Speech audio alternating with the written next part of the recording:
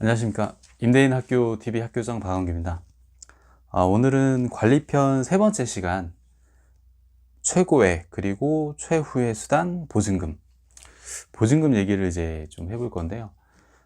보증금은 저희 책 전반에 이제 엄청 중요하게 되게 다뤄지는 편인데, 보증금이 관리편에서도 이제 뭐 나오기도 하고, 후반에 가면 이제 그 마음편에서도 좀 나오는 편이에요. 근데 보증금이 전반적으로 중요한 이유가 있습니다. 우리 이제 대한민국에서는 사실 임대차 보호법 자체가 이제 그 약자를 보호하기 위한, 그러니까 임차인 위주로 엄청 이제 강화가 돼 있죠.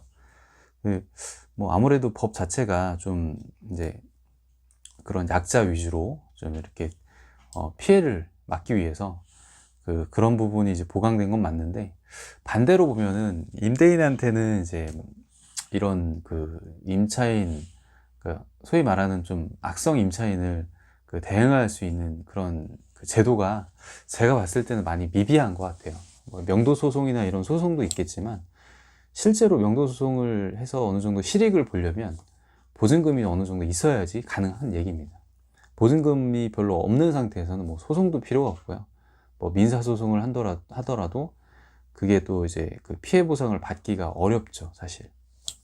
그런 부분 때문에 아예 처음에서는 보증금을 좀 높게 받는 편인데, 저도 보증금에 대해서 이렇게 처음부터 이런 생각을 가진 건 아니었어요. 이미 임대사업을 하다 보니까 보증금이 정말 중요하구나 이렇게 항상 느끼는 거고, 처음 임대사업 할 때는 저는 이제 보증금이 지금도 그렇지만 부채라고 생각하거든요.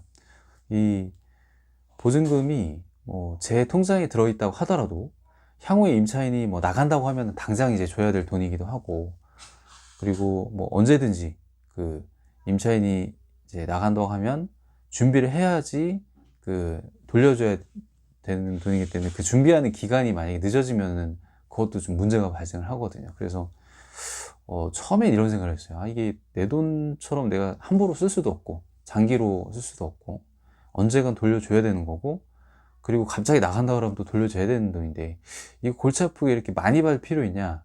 어차피 보증금을 좀 낮게 하고 오히려 월세를 높여가지고 수익률을 극대화하는 게 사업적인 면에서는 훨씬 좋지 않을까.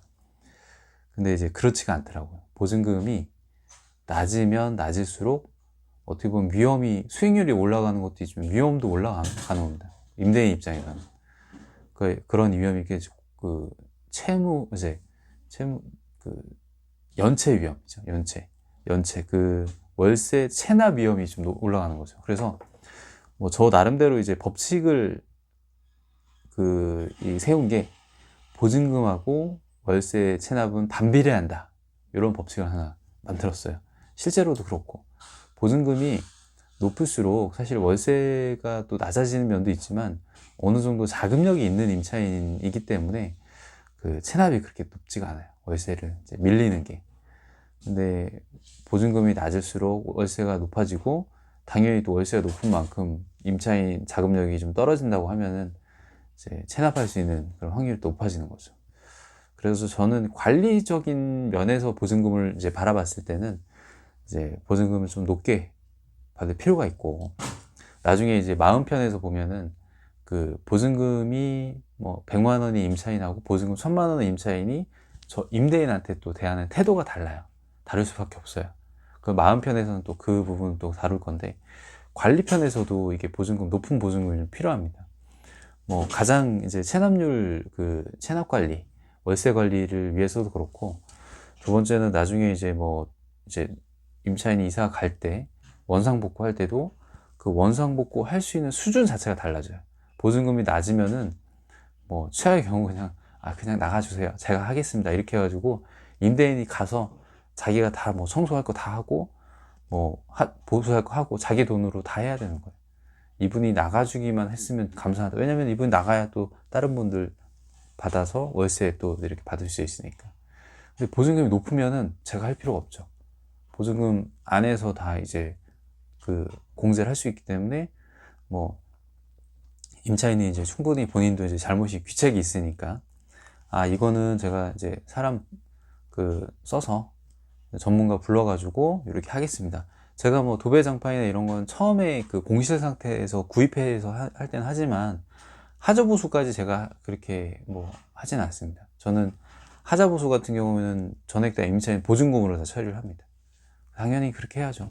보증금이 그래서 이제 받는 거기 때문에 그런 이제 우발적인 상황에 대응하기 위해서도 그 안에 다 포함이 되는 거기 때문에. 근데 그렇게 생각을 하면 보증금을 낮게 받을 수가 없어요. 보증금이 어느 정도 이제 높아야 관리할 때 정말 편합니다. 그래서 수익률만 쫓다 보면은 그 수익률은 사실 일시적인 그 현상이고, 실제로 이걸 쭉 이렇게 오랫동안 그 이제 관리를 하려면 보증금을 조금 높게 받는 게 훨씬 좋아요. 관리 편에서도 좋고, 향후에 또 말씀드리겠지만 마음 편에서도 좋아요.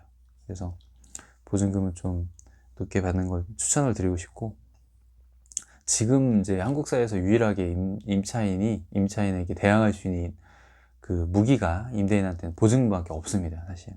그래서 보증금이 적어지면 그만큼 임대인의 그 힘이 줄어드는 거고, 대응할 수 있는 폭도 줄어드는 거고 하기 때문에 관리 면에서는 좀 높게 받는 걸 추천을 드리고 싶고요. 보증금은 뭐 항상 제가 강조하는 편이라 이렇게 챕터에 하나 넣긴 했지만 앞으로도 계속 말씀드릴 거예요. 높게 받는 걸 추천을 드립니다. 오늘 관리편 세 번째 시간은 이걸로 마치겠습니다. 감사합니다.